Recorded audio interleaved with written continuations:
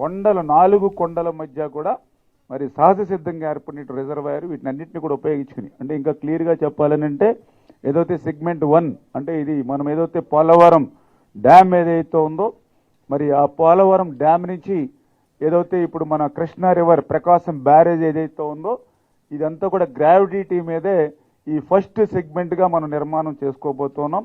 అదేవిధంగా ఈ యొక్క కృష్ణా రివర్ నుంచి ఏదైతే 6 లిఫ్టుల ద్వారా బొల్లాపల్లి రిజర్వాయర్ ఏదైతే ఉందో ఇది 2వ సెగ్మెంట్ కింద. అదేవిధంగా 3వది ఈ బొల్లాపల్లి రిజర్వాయర్ నుంచి 3 లిఫ్టులతోటి అదేవిధంగా 2 టన్నెల్స్ తోటి బనకచెర్ల ఏదైతే రెగ్యులేటర్ ఉందో అక్కడ వరకు కూడా చేస్తూ ఉన్నాం. ఇందాక నేను చెప్పినటువంటి ఏదైతే బొల్లాపల్లి రిజర్వాయర్ ఉందో అది సహజ సిద్ధమైనటువంటి రిజర్వాయర్. ఇది ఏదైతే పోలవరం బనకచెర్లకు సంబంధించిన ప్రాజెక్టుకు సంబంధించి బ్రీఫ్ నోట్ అని చెప్పి మీ ద్వారా ముందుగా తెలియజేసుకుంటూ, మరి అదేవిధంగా ఏదైతే ఇటువంటి బనకచెర్ల ప్రాజెక్టుకు సంబంధించి వాస్తవాలు ఏవైతే ఉన్నాయో అవన్నీ దయవుంచి అందరూ కూడా గమనించవలసిందిగా మీ అందరినీ కూడా కోరుతూ ఉన్నా. ఎందుకంటే ఈ బనకచెర్ల మీద వచ్చినటువంటి ఆరోపణలు లోతుగా గనక పరిశీలిస్తే ఒక విషయం పూర్తిగా మనకు స్పష్టంగా అర్థమవుతుంది.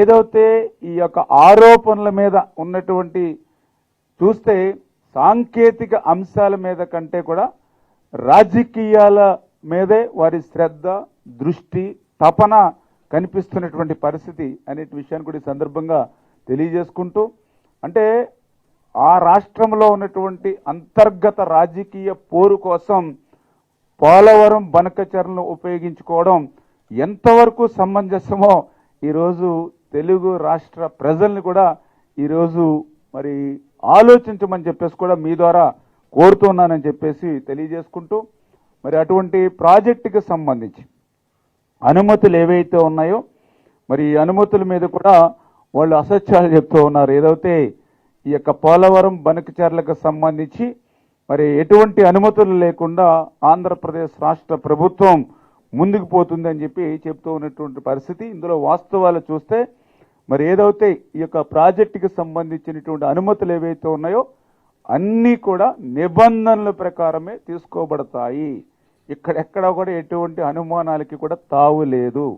దానిలో భాగంగానే ఏదైతే 2025 సంవత్సరం మొన్ననే మే 22వ తేదీనే ఈ సంబంధించినటువంటి ప్రాజెక్ట్ ఏదైతే ఉందో దీనికి సంబంధించినటువంటి ప్రాథమిక నివేదిక సిడబ్ల్యూసి కూడా సమర్పించడం జరిగింది.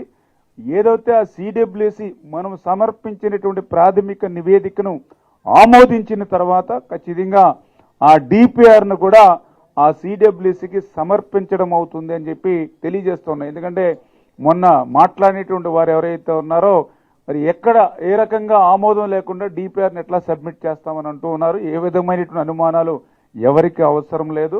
ప్రాథమిక నివేదికను ఆమోదించిన తర్వాతే ఈ డిపిఆర్ను కూడా మన సిడబ్ల్యూసికి సబ్మిట్ చేస్తామని చెప్పి తెలియజేసుకుంటూ, మరి అదేవిధంగా ఏదైతే పర్యావరణ శాఖకు సంబంధించి కూడా ఈ టర్మ్స్ ఆఫ్ రెఫరెన్స్ టీఆర్ ఏదైతే ఉందో దీన్ని ఆమోదం కోసం కూడా ఈ యొక్క పర్యావరణ శాఖ కూడా ప్రతిపాదనలు కూడా పంపించడం జరిగింది అనే విషయాన్ని కూడా మీ ద్వారా, అంటే ఈ రకంగా పోలవరం బనకచెర్లకు సంబంధించినటువంటి అనుమతులన్నీ కూడా నిబంధనల ప్రకారమే ముందుకు తీసుకెళ్తున్నాం అనే విషయాన్ని కూడా మరొక్కసారి మీ ద్వారా ప్రజలందరికీ కూడా తెలియజేసుకుంటున్నానని చెప్పి తెలియజేసుకుంటూ, అదేవిధంగా ఏదైతే మరి వారు మాట్లాడుతున్నటువంటి మాటల్లో మరి ఈ యొక్క జలదోపిడి అంటే ఆంధ్రప్రదేశ్ రాష్ట్రం జలదోపిడికి పాల్పడుతూ ఉంది.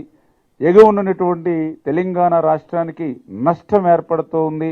రాష్ట్ర ప్రభుత్వం మరి కళ్లకు కనిపించినటువంటి పరిస్థితి ఉంది.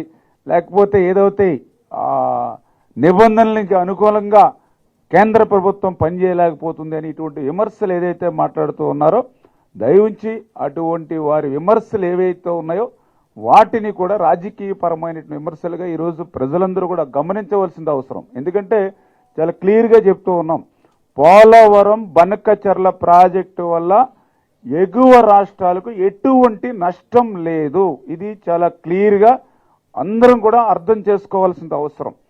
ఎందుకు ఈ మాట చెప్తున్నామనంటే ఏదైతే విభజిత ఆంధ్రప్రదేశ్ రాష్ట్రం ఏదైతే ఉందో ఇది థాయిలాండ్ రాష్ట్రం. ఇది అంటే ఈ యొక్క గోదావరికి దిగువన ఉన్నటువంటి రాష్ట్రం ఇది, థాయిలాండ్ రాష్ట్రం.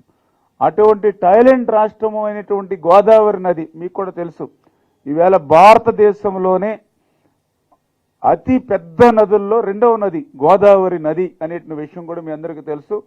ఈ గోదావరి నది కూడా ప్రతి సంవత్సరం కూడా పెద్ద ఎత్తున వరదలు వస్తూ ఉంటాయి. గోదావరి ఉగ్ర రూపం ఏంటో ప్రత్యక్షంగా మన రాష్ట్ర ప్రజలు ప్రతి సంవత్సరం కూడా మనందరం కూడా చూస్తున్నటువంటి పరిస్థితి అని కూడా మీ అందరికీ తెలియజేస్తూ, అటువంటి ఉగ్ర రూపమైనటువంటి గోదావరి వరదల యొక్క తీవ్రత కానీ, ఆ గోదావరి వరదల వల్ల వచ్చేటువంటి నష్టం కానీ, గోదావరి వరదల వచ్చేటువంటి సమస్యలు కానీ, ఇబ్బందులు కానీ అన్నీ కూడా ఎవరు భరిస్తూ ఉన్నారు?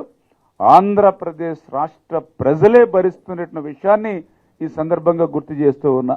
ఈ రకంగా అన్ని కష్టాలు కూడా భరించవలసినటువంటి చివరి రాష్ట్రానికి ఆ యొక్క వరద జలాలను కూడా మరి ఉపయోగించుకోవడం అనేది ఇది సహజ న్యాయపరమైన హక్కు. ఇది ఎందుకంటే ఇన్ని బాధలు, ఇన్ని కష్టాలు, ఇన్ని సమస్యలు, ఇంత తీవ్రత ఏదైతే అనుభవిస్తున్నామో ఆ రకంగా ఆ హక్కు, ఆ వరద జలాలను ఉపయోగించుకునేటువంటి హక్కు కూడా సహజ న్యాయపరమైన హక్కు అనే విషయాన్ని కూడా ఈ సందర్భంగా గుర్తు చేసుకుంటూ, ఈ రకంగా దిగువ రాష్ట్రమైనటువంటి ఆంధ్రప్రదేశ్, అట్టడుగున మరి ఉన్నటువంటి ఆంధ్రప్రదేశ్ రాష్ట్రం ఎగువ రాష్ట్రాల యొక్క ప్రయోజనాలు కానీ, అదేవిధంగా ఎగువ రాష్ట్రాల యొక్క న్యాయబద్ధమైనటువంటి నీటి అవసరాలు తీరాక మాత్రమే ఈ వరద జలాలను బనకచర్ల ప్రాజెక్టుకు ఉపయోగించుకుంటున్నాము అనే విషయాన్ని స్పష్టంగా ఈ సందర్భంగా తెలియజేసుకుంటూ, అందుచేత ఇది ఏ ఎగువ రాష్ట్రానికి మరి ఇది వ్యతిరేకంగా కాదు, నష్టం చేకూర్చేది కాదు అనే విషయాన్ని స్పష్టంగా తెలుగు రాష్ట్ర ప్రజలందరూ కూడా మరి గమనించాలని చెప్పేసి కూడా మరి మీ ద్వారా అందరికీ కూడా తెలియజేసుకుంటూ ఉన్నా. మరి ఈ రకంగా ఉన్నటువంటి గోదావరి వరద జలాలు మీ అందరికీ తెలుసు, ఇప్పుడు ఇందాక కూడా చెప్పడం జరిగింది, ప్రతి సంవత్సరం 3000 టీఎంసీల నీరు. ఇది 50 సంవత్సరాల చరిత్ర వరుసగా చూసినా కూడా 3000. ఒక్క సంవత్సరం అయితే 7000 టీఎంసీల నీరు కూడా సముద్రంలో కలిసినటువంటి రోజులు ఉన్నాయి. ఏదో గోదావరిలో ఒక్కొక్క సంవత్సరం 7000 టీఎంసీలు. ఈ రోజు కూడా మీ అందరికీ తెలుసు, ఇంకా వర్షాకాలం ఇంకా ప్రారంభం కాల పూర్తిగా అయినప్పటికీ కూడా ఈ రోజుకి కూడా గోదావరిలో ఇప్పుడు మీరు పోలవరం పోయినా, ధవళేశ్వరంకి పోయినా సరే ఈ రోజుకి కూడా 20,000 30,000 క్యూసెక్కుల నీరు సముద్రంలోకి పోతుంది, ఇంకా వర్షాకాలం సీజన్ ప్రారంభం కాకముందే. అదే మీరు కృష్ణానదిని చూసుకోండి, ఇంకా ఆలమెట్టి కానీ, ఇంకా నారాయణపూర్ కానీ, ఇంకా శ్రీశైలం కానీ, ఇంకా నాగార్జున సాగర్ కానీ, ఇవన్నీ ఖాళీగానే ఉన్నాయి ఈ పక్కన కృష్ణానది.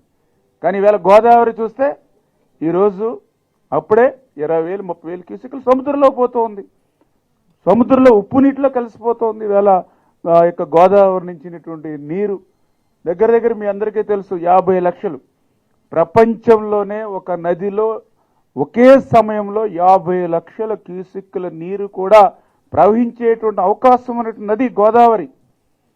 మీ అందరికీ తెలుసు, ఆ రోజు 1986 1986లో 36 లక్షల క్యూసెక్కుల వరద నీరు వస్తే ఆ రోజు 20 రోజులు గోదావరి జిల్లాలంతా కూడా, అంటే దగ్గర దగ్గర 1 కోటి మంది ప్రజలు 20-30 రోజులు ఆ వరద నీటిలో ఉన్నాం. ఆ రోజు మీ అందరూ కూడా చూసినటువంటి పరిస్థితి, మనందరం కూడా గమనించినటువంటి పరిస్థితి.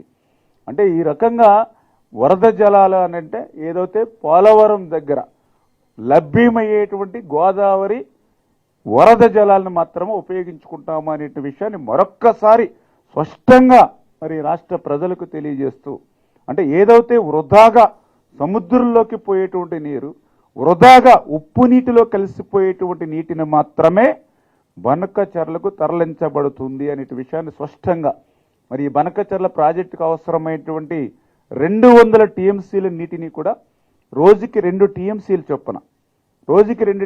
చొప్పున తరలించడం అని అంటే గోదావరి వరదలు కూడా మరి 100 రోజులు మినిమం గోదావరి వరద రోజులు ఉంటూ ఉన్నాయి సంవత్సర కాలంలో. 100 రోజుల నుంచి దగ్గర దగ్గర 150-180 రోజుల వరకు కూడా ఫ్లడ్ ఉంటుంది గోదావరికి. అందుచేత 100 రోజులు సమయాన్ని తీసుకున్న రోజుకి 2 టీఎంసీలు లెక్కేసుకుంటే ఆ యొక్క 200 టీఎంసీల నీరుని తీసుకుంటే